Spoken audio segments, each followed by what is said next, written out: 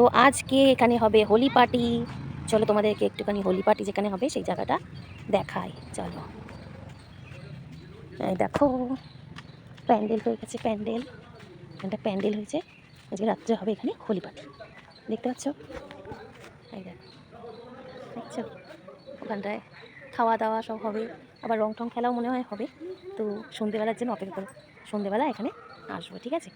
তো দেখা যাক, এখন দেখিয়ে দিলাম, সন্ধেবেলা এসে তোমাদের এখন সন্ধে হয়ে গেছে, আমরা কিন্তু এই বসন্ত উৎসবের পার্টিতে কিন্তু চলে এসেছি। বাইরের থেকে দেখে মনে হচ্ছে যেন কোনো বার্থডে সেলিব্রেশন চলছে। তো রাইডিয়ার বাবা কিন্তু ভেতরে যেতে চাইছে না, বলছে যে ভেতরে মনে হয় কোনো বার্থডে পার্টি হচ্ছে, তুমি মনে হয় ভুল ইনফরমেশন পেয়েছো। তা আমি বললাম যে না, আমি সকালে এসে ঘুরে গেছি। তো যাই হোক, বলার পর তারা আস্তে আস্তে গুটি গুটি পায়ে ভেতরের দিকে এলো। ভেতরটা ঢুকে দেখলাম বেশ ভালো লাগছিলো, কারণ সকালে অন্যরকম লাগছিল, এখন লাইটিং দিয়েছে তো খুব ভালো লাগছে। আর এখানে একটা টেবিল রেখেছে, টেবিলে নানা রকমের আবির রাখা রয়েছে, তো খুব ভালো লাগছে দেখে। তার মানে এখানে এখন হয়তো রং খেলা হবে। আর এখানে একটা বসন্ত উৎসব বলে একটা বিশাল বড় একখানা ব্যানার টাইপের করেছে থার্মোকল দিয়ে, বেশ ভালো লাগছিলো দেখতে। সত্যি কথা বলতে এখানে পরিবেশটা খুব ভালো লাগছে, কারণ এখানে প্রচণ্ড লাউড মিউজিক চলছে, সমস্ত হোলিরই মিউজিক চলছে। আর এখানে দেখা পেয়ে গেলাম আমার সকালবেলার বন্ধুদের সাথে। সেই দুই দাদা এখানে এসে বসেছে, এখনও অনেক লোকজন আসা বাকি আছে। আর এখানে আমার বন্ধুর মেয়ের সাথেও দেখা হয়ে গেল, সেও এখানে চলে এসেছে।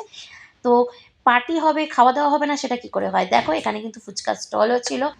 রাইয়াকে নিয়ে ফুচকার স্টলে দাঁড়িয়ে পড়লাম, বেশ কয়েকটা ফুচকা খেলাম। তবে আমি ফার্স্ট টাইম একটু দেখে অবাক হলাম, রিয়া এখানে এসে দাঁড়িয়ে ফুচকা খাচ্ছে, কারণ ও কোনো কিছুই খাওয়ার দেখলে মানে খেতেই চায় না, ওর একটা মেন সমস্যা ছিল। যাই হোক, খুব ভালো লাগলো ওকে ফুচকা খেতে দেখে। সামনে এগোতেই দেখলাম আর একটা টেবিলের মধ্যে ডালের পকোড়া ছিল, অসাধারণ টেস্ট ছিল, আর ছিল কফি। যদিও আমি কফি খাইনি আর ডালের পকোড়াটাও আমি নিইনি, তবে আমার কর্তামশাই পাশে বসে ডালের পকোড়া খাচ্ছে, তো আমি গন্ধটা আমার খুব ভালো লাগলো, তাই ভাবলাম একটা খেয়ে দেখি। তো খাওয়ার পর দেখলাম সত্যি খুব ভালো ছিল।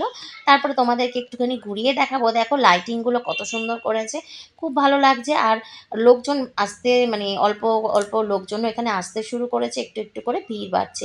তো ওই জন্য আমরা সিট ছেড়ে উঠছি না, কারণ সিট যদি ছেড়ে দিই তাহলে কিন্তু আর বসার জায়গা পাবো না। তো লোকজন আসা মাত্রই কিন্তু এখানে রং খেলা শুরু হয়ে গেছে। দেখো এখানে কিন্তু সবাই রং খেলছে, আমরা দূর থেকেই দেখছি, বেশ ভালো লাগছে। আর যেহেতু এখানে চেনাশোনা কাউকে পাচ্ছি না, তাই আমরা আর গিয়ে রং খেলতে যাচ্ছি না। তো একজন বন্ধু পেয়ে গেলাম যাকে আমি চিনি, সে কিন্তু মানে আমাদেরকে দেখেছে, দেখে বলছে মুখটা ফাঁকা থাকবে, ভালো লাগে, তাই সে চলে এসেছে আমাদেরকে রং মাখাতে। তো রং মাখানোর পর আমিও একটু গিয়ে তাকেও একটু রং মাখালাম, যদিও সেই ভিডিওটা আমি আর তুলতে পারিনি, কারণ ওইখানটায় প্রচুর ভিড় ছিল। তো দেখো, এবার আমি রং নিয়ে এসে আমার মাঠের যে বন্ধুরা রয়েছে, মানে দাদারা রয়েছে, তাদেরকে সবাইকে রং মাখিয়ে দিয়েছি।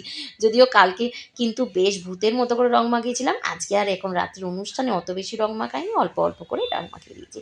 এখানে জোর কদমে রং খেলা চলছে, সবাই সবাইকে রং মাখাচ্ছে, ভালোই লাগছে দেখতে। আসলে রং জিনিসটা এমনই না, সবারই খেলতে ইচ্ছা করে। তো বাচ্চারাও খুব এনজয় করছে, ফাঁকা জায়গা দৌড়াদৌড়ি করছে।